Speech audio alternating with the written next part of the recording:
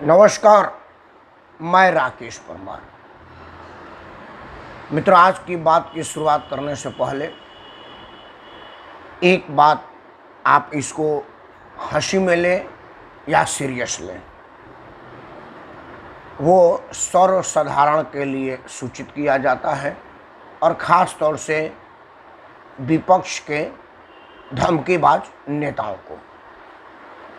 ये सूचना है, मैं धमकी देने वाला कौन आदमी, मैं बता रहा हूँ।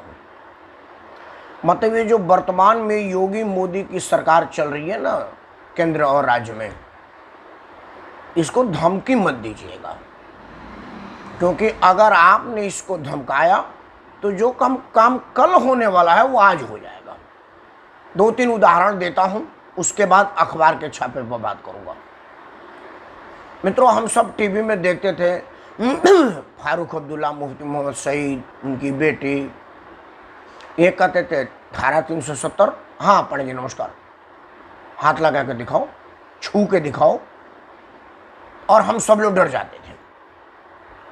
धारा 370 पर जरा एक बार छेड़ के तो देखो, देखो क्या हो जाता है। अनप शनप बात। धारा 370 हटा और पूरे देश दुनिया में शांति है, किसी ने चूं तक नहीं कहा।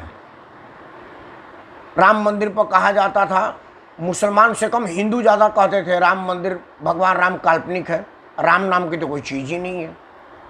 अगर राम मंदिर की हिम्मत हो भारतीय जनता पार्टी तो तारीख बताए, भारतीय जनता पार्टी के औकात है तो राम मंदिर को जरा हाथ में लेके दिखाए। राम मंदिर बन रहा है और बड़ा शांतिमय बन रहा है। 3 तलाक पर सारे मुल्ले कठमुल्ले और राजनीतिक दल के लोग कहते थे कि ये बड़ा संवेदनशील मुद्दा है, भावनाओं के साथ है, कुरान के साथ छेड़छाड़ है, इस्लाम पर धक्का है। उसके बाद कुछ लोग कहते थे कि 3 तलाक, उस पर ज़रा सोच के तो दिखाओ, छेड़ना तो बड़ी दूर की बात है।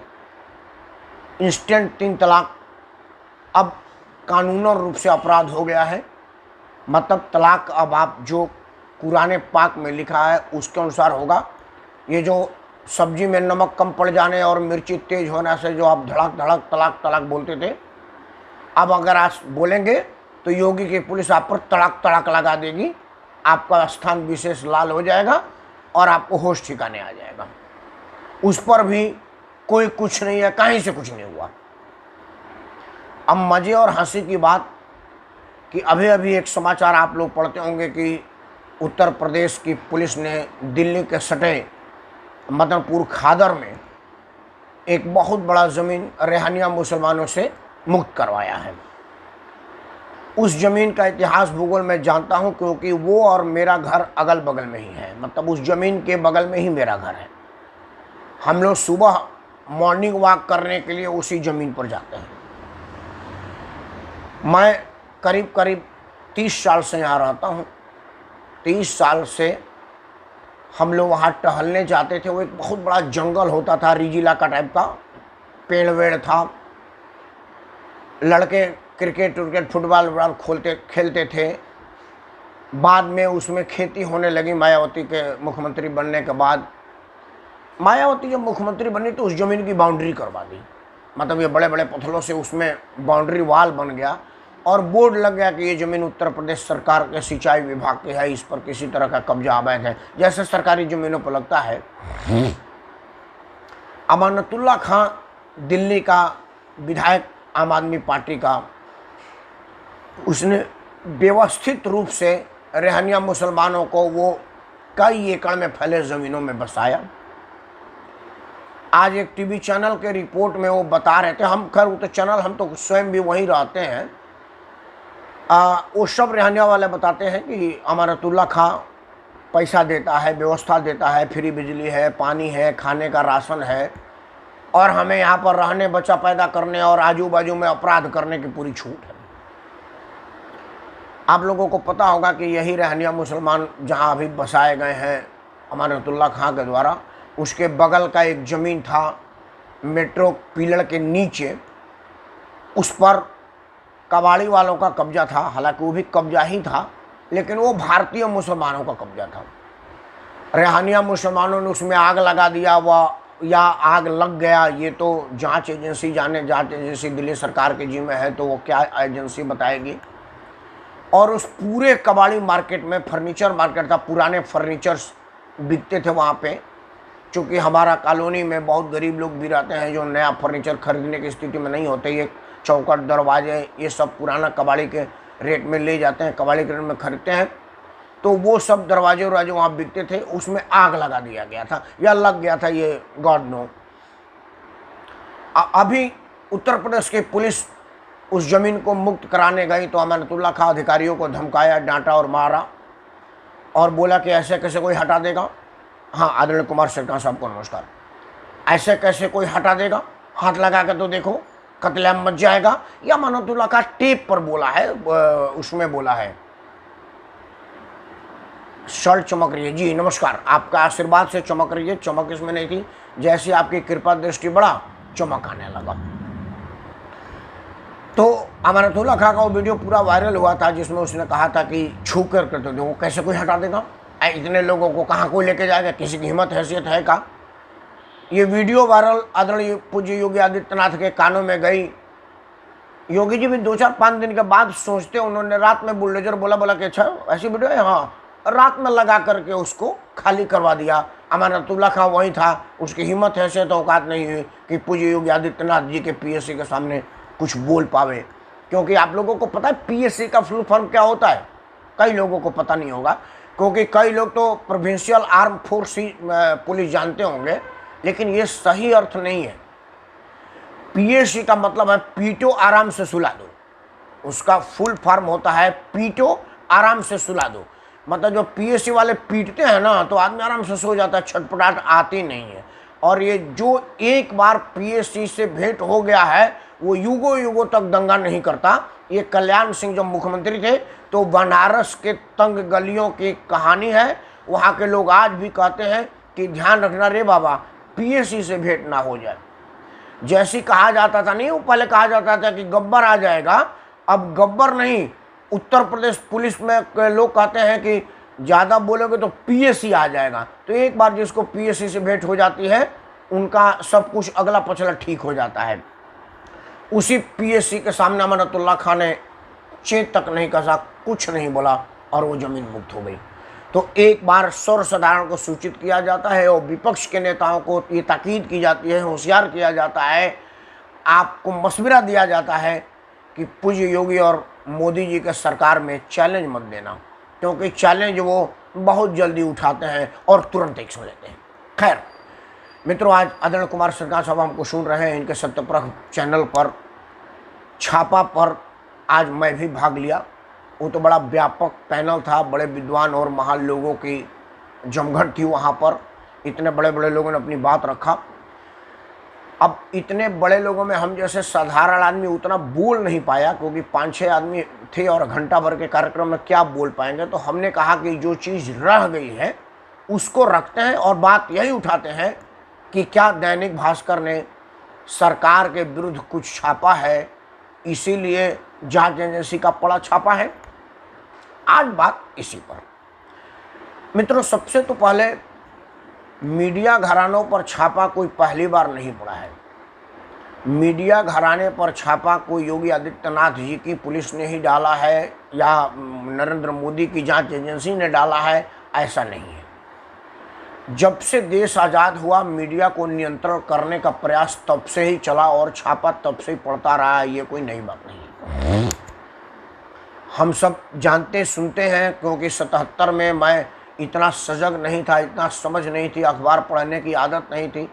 लेकिन जब बाद में हम पढ़े तो पता चला कि 1977 में जब इमरजेंसी लगा तो अखबार मालिकों को ये हिदायत दी गई थी कि आप पहले प्रूफ हमको पढ़ाएंगे, हम ओके करेंगे, तब वो छापा खाने में जाएगा। और ऐसा हो भी रहा था। आकाशवाणी की कंटेंट पहले श्री संजय गांधी जी अप्रूव करते थे कि यही बोला जाएगा, वो चलता था। ये हम सब लोग सुने हैं, जाने हैं। तो मीडिया घराने पर दबाव, प्रेशर कोई पहला बात नहीं है। मित्रों, मीडिया ही घराना क्यों, किसी पर भी दबाव के किसी भी अनुचित तरीके और कार्रवाई का मैं घोर भर्त्सना करता हूँ, निंदा करता हूँ। शुद्ध लोकतंत्र में किसी पर भी किसी तरह का दबाव ना हो, ऐसी मेरी मानसिकता है, ऐसा मैं मांग करता हूं और यही मैं चाहता हूं। अब सवाल आता है कि ये जो जांच एजेंसियों ने छापा मारा है वो जायज़ है कि नाजायज़ है, सही है कि गलत है, और क्या वो छापा मीडिया पर छापा है? क्या वो चौथे स्तंभ के स्वतंत्रता पर हनन है, दबाव है और उसको अपने लाइन पर ले जाने का प्रेशर है? आज चर्चा इसी पर होगी। आप सबसे अनुरोध है कि कृपया अपना आशीर्वाद बनाए रखें और मेरा हौसला बढ़ाते रहिए और इस वीडियो को लाइक और शेयर करिए ताकि मेरा मनोबल बढ़े। मित्रों, सबसे पहले तो मैं आपको ये बताऊं कि किसी भी प्रतिष्ठान पर छापा उस पूरे प्रतिष्ठान पर छापा नहीं है। मतलब अगर मेरे कान के नीचे किसी ने एक झापड़ लगा दिया, मतलब पूरे परमार समुदाय को झापड़ नहीं लगा।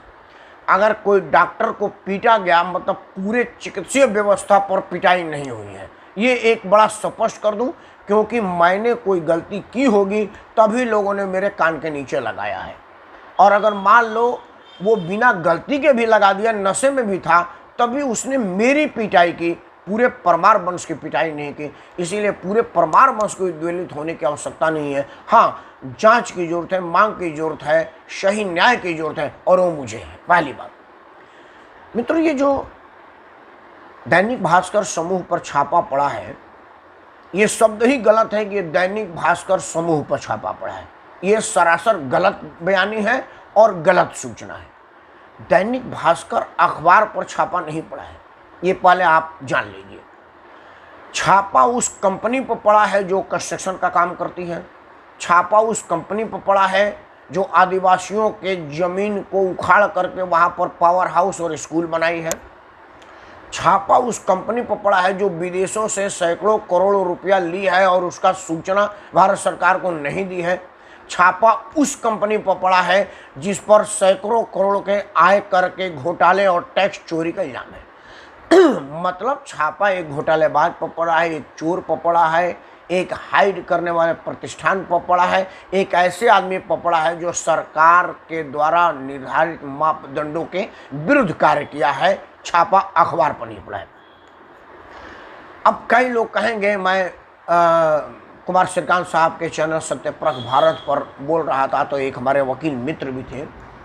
आप लोग को एक सूचना दे दूं कि सत्यप्रख मैगजीन भी है जो मार्केट में आती है और उसमें सत्य की परख की जाती है और सत्य को बताया जाता है। आप उसे लाभान्वित हो सकते हैं।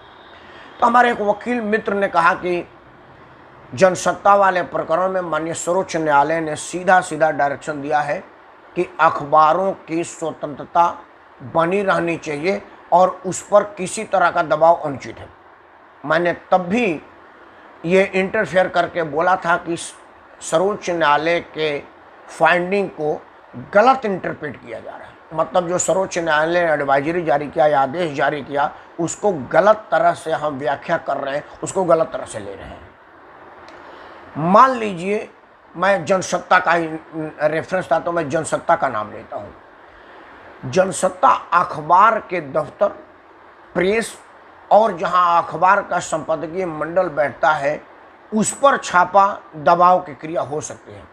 लेकिन उसी अखबार के दफ्तर में अगर कोई कंस्ट्रक्शन कंपनी का भी दफ्तर चल रहा है जो उसी जनसत्ता समूह के गोयनका का है, तो क्या अखबार के आड़ में उस कंस्ट्रक्शन कंपनी पर जांच नहीं होनी चाहिए? अगर वो कोई आयकर या किसी तरह की अनियमितता बरता है तो उस पर छापा नहीं पड़ना चाहिए? मेरे हिसाब से पड़ना चाहिए। सर्वोच्च न्यायालय ने अपने निर्णय में या आदेश में या एडवाइजरी में कहीं नहीं कहा है कि अखबार के दफ्तर में अगर किसी और चीज़ का दफ्तर काम कर रहा है तो वो अखबार के आड़ में उसको छूट मिल जाएगी। ये कहीं नहीं कहा गया है। मित्रों, आप सबको ये पता है, मुझे इसमें बताने की ज़रूरत नहीं है, कोई ये माइक्रो साइंस नहीं है, क्योंकि सिर्फ मुझे ही पता है। मित्रों, जब से हमारा देश स्वतंत्र हुआ, स्वतंत्रता के पहले की बात मैं नहीं कर रहा हूँ। क्यों? क्योंकि स्वतंत्रता के पहले अखबार का क्या इज्जत था, अखबार की क्या रोल थी, आपको बताऊं। हमारे गांव में मान लो दो लोग बात कर रहे होते हैं, ये वो फलाना ढिमाका, और ये कह रहा है तू झूठ बोल रहा है, वो कह रहा है मैं सच बोल रहा हूँ। तो एक कोई बूढ़े बुजुर्ग बगल से गुजर रहे थे, बोला क्या बात का चर्चा हो रहा है, क्या चिल्ला रहे हो? बोला सर ये फलाना वाला बात है, ये कह रहा है कि झूठ है, मैं कह रहा हूँ सच है। तो बोला कि ये अखबार में लिखा है का कि सच है। मतलब अखबार का क्या इज्जत था कि एक बुजुर्ग कह रहा था कि तुम ऐसे कह रहे हो जैसे ये अखबार में छपा हो। आज अखबार की स्थिति ये है कि अगर वो अखबार में छपा है तो आपके विचार योग्य है कि वो सही है कि गलत है। मतलब कहाँ अखबार कहाँ से कहाँ आ गया। अखबार तब उसके सम्मान ये था कि बुजुर्ग कहते थे कि कैसे कह रहे हो कि सही है, ये अखबार में छपा है क्या? और अगर कोई मामला आज अखबार में छपा है तो फिर वो विचार के योग्य है कि क्या वो वाकई सही है। ऐसे भी हमने अखबारों में खबर पढ़ा है जो बिल्कुल निराधार, बेबुनियाद और बकवास है, और वो अखबार में छपा है। अखबार ने कहाँ से कहाँ तक की अपनी यात्रा की है ये आप सब जानते हैं, मुझे बताने की जरूरत नहीं है। मित्रों, अखबार तब कम छपते थे, कम पढ़े जाते थे, उसकी पहुंच एक गांव से दूसरे गांव में नहीं थी क्योंकि संसाधन नहीं था। अब तो अखबार मालिकों के पास अपनी गाड़ी है, बनारस से छप के सवेरे होते होते हमारे बलिया में अखबार पहुंच जाता है, रात में छपता है और सवेरे जब हम जगते हैं अखबार हमारे घर में होता है। लेकिन आज आदमी अखबार को सिर्फ टाइम पास के लिए पढ़ता है कि भाई सवेरे चाय के साथ क्या करें, अखबारें पढ़ते हैं। गांव में कोई काम नहीं है, खेती बाड़ी की कोई काम नहीं है तो अखबारें पढ़ते हैं। लेकिन तब गांधी जी क्या मैसेज देना चाहते थे वो समस्त देशवासियों के यहाँ कन्वे हो जाया करता था। अखबार कम था, मैसेज जाता था, सर्कुलेशन कम था, संवाद जाता था, साधन कम था लेकिन पहुंच ज़्यादा था। ये स्थिति थी तब की और आज की। आदरणीय प्रेमनाथ द्विवेदी जी को सादर प्रणाम करते हुए कह रहा हूँ कि गलत प्रचार प्रसार पर सटीक कमता कीजिए। आपका आशीर्वाद और आपके हौसला से ये सब हो रहा है। आप अपना आशीर्वाद बनाए रहिएगा। कोशिश करेंगे कि आप लोगों को निराश ना करें और आप लोगों के आशीर्वाद के योग्य अपने आप को बनाए रखें। मित्रों, एक अखबार की और आगे चर्चा करूंगा। अब एक समाचार एजेंसी भारत समूह पर भी छापा पड़ा है।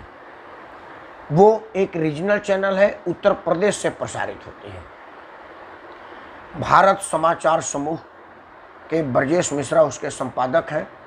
भारत समाचार समूह आप में से कई लोग नहीं देख रहे होंगे, जैसे आदरणीय प्रेमनाथ द्विवेदी जी नागपुर से देख रहे हैं हमको, शायद उनके यहाँ नहीं जाता होगा।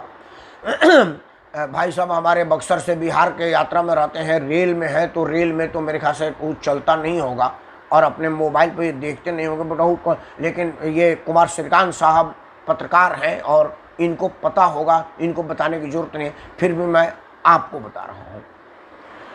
मित्रों, जब मुलायम सिंह के परिवार में विद्रोह हुआ और चाचा शिवपाल यादव और भतीजा अखिलेश यादव में सार्वजनिक जूतम पैजार और धक्का मुक्की मंच पर हुआ, वो मैं नहीं पूरी दुनिया ने देखा, समाचार चैनलों पर चला। और अब तो मोबाइल की पहुंच समाचार से बहुत ज़्यादा हो गए ना, तो वो बहुत ज़्यादा लोगों को मिल जाता है देखने के लिए, वो भी अनकट मिलता है।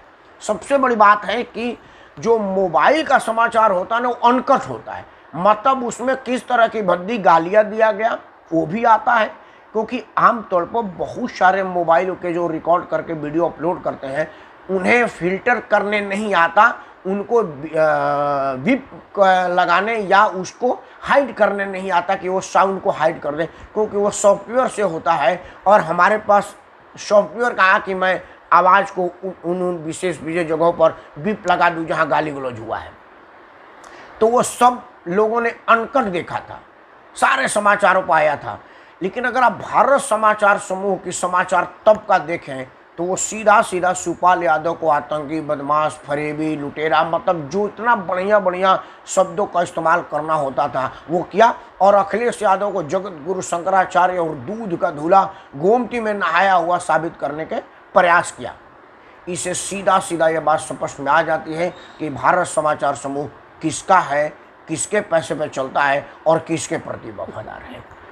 और इसके आगे और मैं कुछ नहीं कहूँगा। मित्रों, भारत समाचार समूह एक वीडियो दिखाया प्रयाग में रेत में दबी हुई लाशों का, जिसमें भगवा कपड़े से ढका गया था। प्रयाग से वो अखबार छपता है और वहाँ का संपादक प्रयाग का ही रहने वाला है। मैं इलाहाबाद प्रयाग में रहा नहीं हूँ, लेकिन आया गया हूँ, आना जाना रहा है। मैं उस चिताओं के, उस दबे हुए लाशों के विषय में बहुत जानता हूँ। असल में क्या होता है कि आप सबको पता होगा, इलाहाबाद में ना कार्तिक मास में अल्पवास किया जाता है। कल्पवास और अल्पवास, 1.25 महीने का कल्पवास होता है कुंभ के दौरान इलाहाबाद के किनारे। मेरी पूज्य दादी भी कल्पवास की थी। मुझे बहुत बढ़िया से याद है कि मेरे पिताजी कहते कि ध्यान रखियो, अल्पवासे हो, ऐसा ना हो पूरा वास तेरा वहीं हो जाए।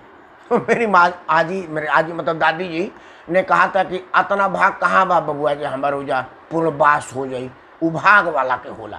मतलब मेरे बुजुर्गों का आस्था क्या है कि जो कल्पवास और वास करने समुद्र मतलब नदियों के, पवित्र नदियों के किनारे जाते हैं, वो ये मन्नत मांग के जाते हैं कि हे प्रभु, मैं सोने जा रही हूँ या जा रहा हूँ तो फिर मेरा वहीं चीर निद्रा हो जाए, मैं वापस ना आऊँ।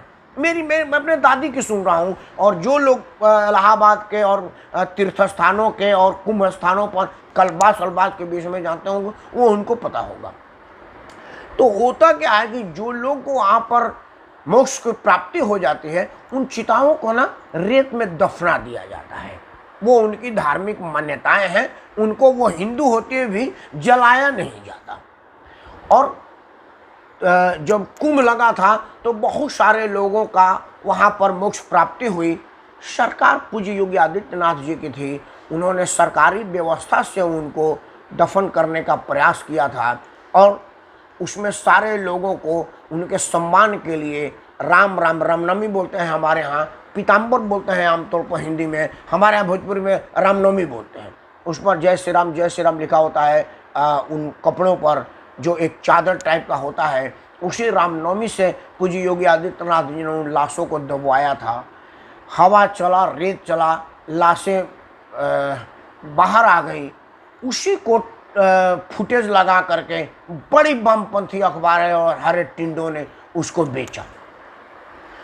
जब ये बहुत बवाल मचा था, बीच में एक और बात कह दूं, मैं बलिया का हूँ, हमारे गांव का, हमारे बलिया जिला में गंगा के किनारे गांव में, नाम नहीं रखूंगा, पता लोग बुरा मान जाएंगे, हमारी रिश्तेदारी उस गांव में है। सॉरी ये गलत है, नहीं कुमार श्रीकांत साहब बिल्कुल गलत नहीं है। मैं आगे बता रहा हूँ आपको, लिंक भी आपको भेज दूंगा, ये गलत नहीं है। वहाँ पर जो कुंभ के दौरान लोगों का देहांत हुआ था, उनके शव को दफनाया गया था। वो कोरोना काल में मरे हुए लोग नहीं थे, इसलिए मुझे भी बहुत बढ़िया से जानकारी है। आगे मैं बता रहा हूँ, आप सुनिएगा। जो अगला कहूँगा वो उसको भी आप गलत कहेंगे, क्योंकि आप भी बलिया जिला का रहने वाले हैं और ये आप ही की तरफ का मामला है, लेकिन गंगा किनारे का है। हमारे बलिया जिला में मेरी रिश्तेदारी है उस गांव में, मैं जानता भी हूँ। उस गांव में अगर किसी का देहांत होता है ना, तो उसको, उस शव को नदी में बहा दिया जाता है। एक गांव है, आपको पता होगा।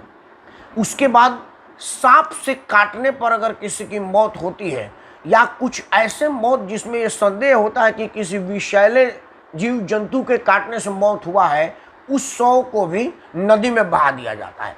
हमारे गांव में तो सांप काटे हुए लोगों को बाकायदे केले के उस पर अरथी टाइप का बनाया जाता है और उस पर बांध करके बहवा दिया जाता है। अब क्या मान्यता नहीं बता देता हूँ, ये झूठ भी है या सही में मुझे नहीं मालूम। लोग कहते हैं कि शायद नदी में सांप वापस इसके विष को खींच लेगा तो ये आदमी जिंदा हो जाएगा, ऐसा लोगों का मानना है। बट मैं इसकी सत्यता की गारंटी नहीं लेता, तो लेकिन ये मैं जानता हूँ कि हमारे यहाँ सांप काटे लोगों को बहवा दिया जाता है, तैराक जमीन में बहा दिया जाता है, उसको जलाया नहीं जाता। उसी तरह के कुछ चिताएं जो बहती हुई आई थी।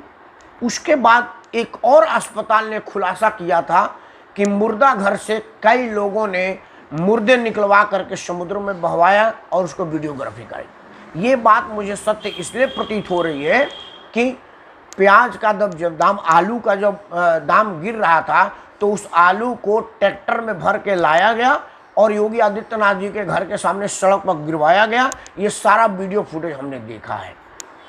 इंडिया गेट पर मैं अपने सामने हूं, एक ट्रक में एक पूरी टूटी फूटी ट्रैक्टर लाई गई, ट्रक से उस ट्रैक्टर को गिराया गया और उसमें आग लगाया गया।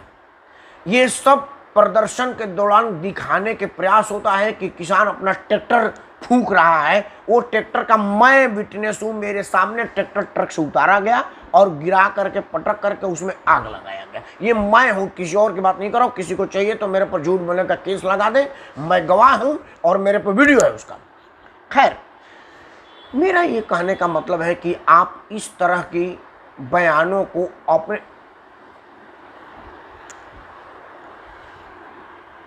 आई है प्रूफ नहीं, आपको प्रूफ करने की जरूरत नहीं है। कुमार श्रीकांत साहब, आप वरिष्ठ पत्रकार हैं, खाता ना बही, जो पत्रकार का है वो सही, हम लोग यही मानने वाले लोग हैं। लेकिन चूंकि अब सारे पत्रकार आपके तरह से निष्पक्ष और सत्य की परख करने वाले सत्य परख नहीं चलाते हैं, इसलिए उन सबों पर भी तो चर्चा की जाती है। मैं उन पर ही कर रहा हूँ। वकील से वकालत कौन कर? नहीं, मैं वकील और वकालत यहाँ पर चर्चा नहीं, मैंने कोई एक्ट और धारा के विषय में बात किया है। मैं तो सामाजिक मुद्दे पर, सामाजिक विषय पर, सामाजिकता के हिसाब से कह रहा हूं कि इस तरह की वाकया होती है। एनीवे, अब मैं आपको बता रहा हूं कि अखबारों पर छापा, मीडिया घराने पर छापा, पूरा मीडिया पर छापा नहीं है, पूरी अखबार पर छापा नहीं है। आते हैं अखबारों के प्रकार पर। उस समय ज़्यादा हो रहा है, अच्छा 2 मिनट में ख़त्म करो। देखिए, आज के तारीख में 3 तरह की पत्रकारिता है अभी जो नया चल रही है। पहली पत्रकारिता सरकार का घोर विरोधी, दूसरी पत्रकारिता सरकार का घोर पक्षधर, अंधभक्ति, और तीसरी पत्रकारिता बड़ा खतरनाक पत्रकारिता है। मैं नाम नहीं लूँगा। मैं ऐसे बहुत सारे पत्रकारों को जानता हूँ जो जानबूझ के सरकार का विरोध करते हैं, भद्दी भद्दी स्टेटमेंट जारी करते हैं, ताकि पहले की सरकारों के भांति वर्तमान सरकार अपना दूत भेजे और बोले कि बोलो तुम्हारा कीमत क्या है, और कोई कीमत मिल जाए उसके बाद वो पक्ष रखना चालू करें। मित्रों, मेरे हिसाब से ये तीनों तरह की पत्रकारिता राष्ट्र के लिए घातक है। पत्रकार का तो सत्यानाश है ही है, लेकिन इन तीनों तरह के पत्रकारिता को मैं लानत मनानत भेजता हूँ, धिक्कारता हूँ। इस देश में तीनों पत्रकारिता नहीं होनी चाहिए। पत्रकारिता का मतलब है कि अगर आपको कहीं कुछ लगता है कि कोरोना में सरकार ने मौतों की आंकड़ा सही नहीं दिखाया है, बिल्कुल छापिए, जरूर छापिए। आपका काम है ये छापना, क्योंकि सरकार कहेगी, सरकार ने कहा तो है कि ऑक्सीजन से किसी की मौत नहीं हुई, आपने छापा। बिल्कुल, मैं उस पर फेसबुक लाइव करके कहा था कि ऐसा कैसे आप कह सकते हैं कि एक भी आदमी का ऑक्सीजन से मौत नहीं हुई, ऐसा हो सकता है क्या? ये छापने वाला बात था, ये दिखाने वाला बात था, ये बताने वाला बात था, ये ट्वीट करने वाला बात था। लेकिन मित्रों, क्या किसी अखबार में किसी ऐसे मुद्दे पर अखबार का समर्थन करते देखा है जो राष्ट्रवाद से संबंधित हो, हिंदूवाद से समस्थित हो? आज आपको अंतिम शब्द बता के जा जाता हूं, आपको पत्रकारिता का पता चल जाएगा। सुरेश रैना ने कहा है कि मैं ब्राह्मण हूं। लोगों को मिर्ची लग गई, पत्रकार से लेकर के और सामाजिक कार्यकर्ता और भीमवादी लोग अब ट्रोल करने लगे, उसको भद्दी भद्दी गालियां देने लगे। इस देश के हाईएस्ट सिविल अथॉरिटी प्रधानमंत्री सार्वजनिक मंच पर बीइंग ए प्रधानमंत्री कहते हैं कि मैं पिछड़ी हूं। उन पर कोई केस नहीं है। इस देश में सर्वोच्च आसन है प्रथम नागरिक भारत का राष्ट्रपति। वो राष्ट्रपति के हैसियत से दिए हुए बयान में कहते हैं कि मैं दलित हूं, और अगर वो ब्राह्मण है तो वो दोषी हो गया। अरे वो दुनिया के सबसे ऊंच कुलीन गोत्र कुल में जन्मा है, वो उसका सौभाग्य है, तुम्हारा नहीं बोला, तुम्हारा दुर्भाग्य है। तुमको मिर्ची किस बात की लगी है? लेकिन पत्रकारिता इतनी है कि अगर भारत का प्रधानमंत्री जय श्री राम बोल दे तो पूर्ण प्रसन्न वाजपेयी कहता है कि प्रधानमंत्री के बिगड़े बोल, जबकि वो रामलीला मैदान में रावण का वध करने गए थे। जय श्री राम बोल करके ही राम रावण युद्ध हुआ था।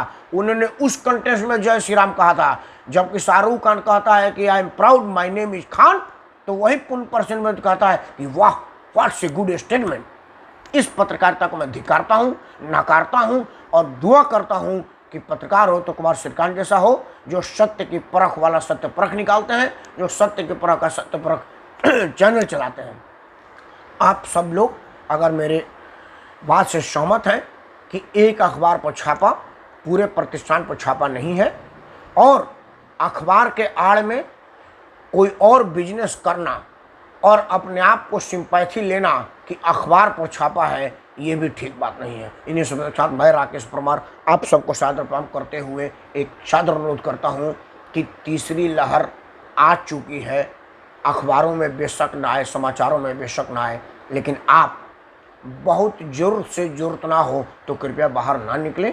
क्यों? क्योंकि कोरोना को पत्रकारिता से नहीं डर है, सरकार से नहीं डर है, किसी जांच एजेंसी के डर से डर नहीं है। कोरोना वही है जो इसके जद में आएगा वो जाएगा। और कृपया आप ये ध्यान रखिए कि संसार के लिए आप एक नंबर हैं, लेकिन अपने परिवार के लिए आप पूरे एक संसार हैं। किसी का संसार ना उजड़े और कम से कम अपने लापरवाही से ना उजड़े, ये तो मैं ज़रूर दुआ करूँगा। आप स्वस्थ रहें, निरोग रहें, आपके घर में किसी तरह की मरीज ना हो। जय हिंद, वंदे मातरम।